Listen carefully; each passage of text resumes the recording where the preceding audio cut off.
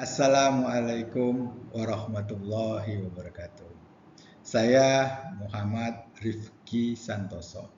Pada kesempatan ini saya sharing ya mengenai penghitungan pajak kendaraan bermotor.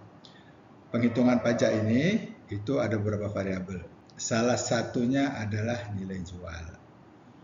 Pada kesempatan ini saya akan sharing bagaimana penentuan nilai jual untuk penghitungan pajak kendaraan bermotor. Nah, materi yang akan saya sampaikan pertama adalah pengantar dulu. Jadi kita kenal dulu apa itu pajak kendaraan bermotor, kemudian saya jelaskan objeknya dan subjeknya, baru kemudian bagaimana penentuan nilai jualnya. Oke, yang pertama adalah pengantar. Jadi pengertiannya dulu adalah apa itu pajak kendaraan bermotor? Itu adalah pajak yang dikenakan karena memiliki dan atau menguasai kendaraan bermotor. Jadi kalau ada kendaraan bermotor kita kuasai, kita miliki, maka itu dikenakan pajak. Nah, objeknya apa? Gitu ya. Nah, tentunya kendaraan bermotor yang dimiliki itu harus didaftarkan dulu. Didaftarkan di provinsi di mana kendaraan bermotor terdaftar, itulah objeknya. Jadi pemerintah tingkat 1 ya, provinsi, itulah yang mengenakan pajak kendaraan bermotor. Kemudian ada kecualinya, ya, itu ada beberapa dikecualikan. Nah, subjeknya siapa? Objeknya adalah badan atau orang pribadi. Ya, jadi kan kendaraan bermotor itu terdaftar atas nama badan bisa, sama pribadi bisa, yang menguasai juga bisa orang pribadi, bisa badan. Nah, itulah sebagai subjeknya yang melaksanakan kewajiban perpajakan kendaraan bermotor. Ini ada beberapa kecualian. Jadi secara umum itu sudah objek pajak, nah, gitu, kecuali, nah, gitu ya. Nah, apa yang dikecualikan? Pertama adalah kereta api. Kereta api tidak dikenakan pajak kendaraan bermotor. Kedua adalah kendaraan yang semata-mata untuk keperluan pertahanan dan keamanan negara. Ya, misalnya apa? Misalnya tank, gitu ya. Itu kan nggak kena bermotor, tapi nggak kenakan pajak kendaraan bermotor. Kemudian yang berbasis energi terbarukan, ya, itu tidak dikenakan pajak kendaraan bermotor, gitu ya. Tapi nanti ditentukan oleh Perda, ada Perda menentukan itu. Jadi masing-masing daerah nanti itu ya. Oke. Kemudian adalah kendaraan bermotor yang dimiliki oleh konsulat atau perwakilan negara asing dan lembaga-lembaga internasional yang memperoleh fasilitas. Jadi harus ada fasilitas dulu dari pemerintah dapat, baru bisa. Ya, jadi itu dikecualikan dari pajak kendaraan bermotor. Kalau mereka mempunyainya, ya. Misalnya konsulat punya mobil, nah itu terdaftar khusus ya, itu tidak ada pajak kendaraan bermotornya. Sekarang kita masuk ke nilai jual. Bagaimana penentuan nilai jual kendaraan bermotor? Pajak kendaraan bermotor itu ada formulanya. Formula adalah perkalian dari tarif kali nilai jual kali bobot. Pada kesempatan ini ya saya akan menjelaskan bagaimana penentuan nilai jualnya. Nah, dari nilai jual kendaraan bermotor itu ditentukan berdasarkan harga pasaran umum. Ya, harga pasar. Makanya kalau udah berapa lama harusnya tuh harganya pajaknya turun karena harga pasarnya turun, nilai turun ya. Oke, jadi ini harga pasar dan ini ditetapkan pada bulan Desember ya. Minggu pertama tahun pajak sebelumnya. Jadi kalau misalnya untuk tahun 2024 itu ditetapkan di Desember 2023 minggu pertamanya ya. Itu ditetapkan itu dan berdasarkan harga pasar di daerah itu. Ini adalah rata-rata. Jadi kalau misalnya pemerintah daerah menentukan harga jual itu ya di tempat A, lokasi B, lokasi A, C, D, nah, berapa nilainya itu diambil rata-ratanya. Itulah nilai jualnya. Itulah dasar untuk menentukan nilai jual penghitungan pajak kendaraan bermotor. Kemudian kalau misalnya nggak ketahui, ya, misalnya kendaraan yang baru atau misalnya kendaraan yang memang nggak laku gitu ya atau sedikit diproduksi gitu. Nah itu bagaimana menentukannya? Cari harga pasar nggak ada, gitu ya. Nah itu ada beberapa faktor yang bisa digunakan. Ya bisa semuanya atau sebagian. Ya, faktornya apa aja? Pertama adalah berdasarkan isi silinder. Ya, jadi kan ada mirip-mirip dengan kendaraan lain tuh. Silindernya berapa? Ini 200 cc ya sama atau 1000 cc kan? Nah, itu digantung yang kendaraan yang sama, yang beda merek misalnya seperti itu. Nah, sama cc-nya bisa sebagai dasar untuk penentuan harga jual. Bisa juga penggunaannya ya, untuk umum atau pribadi.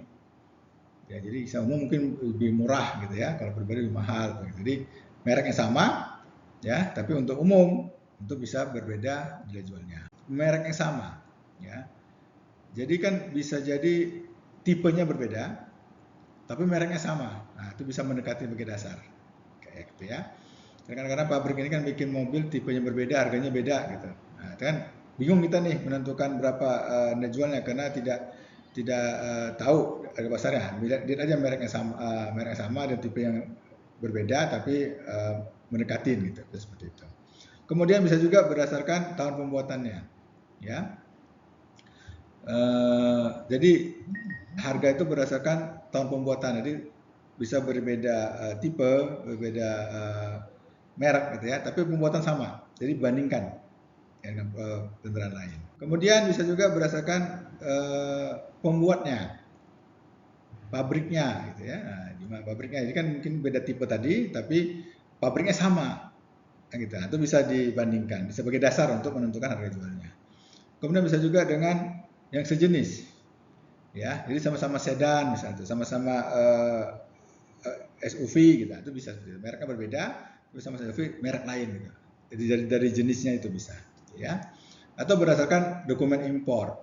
Ini biasanya kan kendaraan diimpor, ya kan, dia unik ya. Indonesia belum ada barangnya, nggak tahu harganya. Nah, dia dokumen impornya berapa dibikin di situ. Itu sebagai dasar penentuan nilai jual. Kemudian untuk mobil baru, ya, itu ditetapkan oleh menteri. Jadi gini, untuk menentukan harga jual, udah dapat angkanya, itu ditetapkan. Ada penetapannya, ya. Mobil baru menteri yang menentukan. Jadi menteri dalam negeri menetapkan mobil A, B, C, D tahun sekian harganya berapa nilai jualnya, itu ditetapkan oleh menteri keuangan, menteri dalam negeri. Ya, tapi dengan pertimbangan Menteri Keuangan. Ada mereka diskusi lah ya. Jadi ini harganya gitu. Nanti itu dasar untuk menetapkan pajak kendaraan bermotor untuk mobil baru. Selain itu, ya berarti mobil bekas ya, atau mobil second, atau mobil ya bukan mobil baru lah gitu. Nah, itu menentukan oleh gubernur. Ya, tapi dengan berkonsultasi berdasarkan peraturan Menteri Keuangan. Nah, untuk menetapkan mobil yang selain mobil baru itu juga memperhatikan penyusutan. Ya, karena nilai jualnya bisa berbeda-beda kan. Misalnya dia kita nggak dapat data mobil baru tadi kan, data mobil bekas tuh ya, selain baru, dicari pasar nggak ada. Hitung-hitung ya berapa dasarnya dari yang beberapa faktor tadi. Kemudian perhatikan penyusutannya, ya kan. Nah, karena kan ada penyusutan dalam akuntansi ada penyusutan.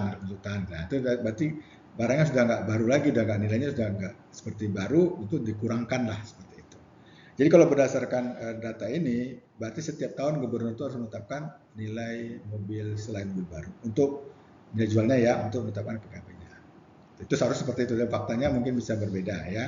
Mungkin karena kerepotan segala macam, mungkin sekitar 5 tahun sekali baru tetapkan. Tapi yang jelas harus ada ketetapan dari gubernur atas mobil nilai jual mobil selain mobil baru. Gitu ya.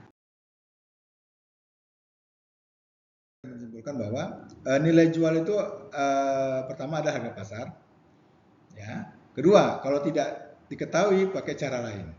Nah, ya. Nah, untuk menentukan bagaimana harus menentukan beberapa faktor. Pertama adalah isi silindernya atau satuan tenaganya. Kedua, penggunaannya, apakah untuk umum atau pribadi. Kemudian mereknya, ya, cari merek yang sama.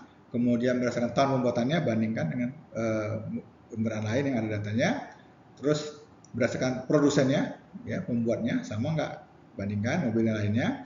Kemudian kendaraan sejenis, ya, apakah sama-sama sedan itu ya, bandingkan. Terus kemudian dokumen impor, kalau dia mobil impor.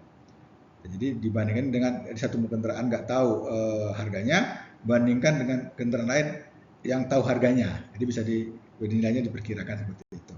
Ya. Nilai jual ini harus ada ketetapannya, ada tabelnya. Ya, untuk mobil baru ditetapkan oleh Kementerian Dalam Negeri, untuk mobil selainnya itu ditetapkan oleh gubernur. Sebelum saya akhiri, ini ada kata-kata bijak dari Henry David, ya, dia mengatakan kamu tidak hanya harus membidik dengan benar, tapi menarik busur dengan sekuat tenaga. Ya, kalau panah itu kan membidik dan tarik gitu ya, biar bisa sasaran. Jadi di sini dia menurut saya ini bahasa bebas anak gaulnya gitu ya. Jadi kalau kita bekerja itu hanya jangan mikir aja. Nah, harus pakai ada usaha juga, ada action. Nah, gitu. Kan mudah-mudahan bermanfaat. Wabillahi taufiq wal hidayah. Akhirul kata, assalamualaikum warahmatullahi wabarakatuh.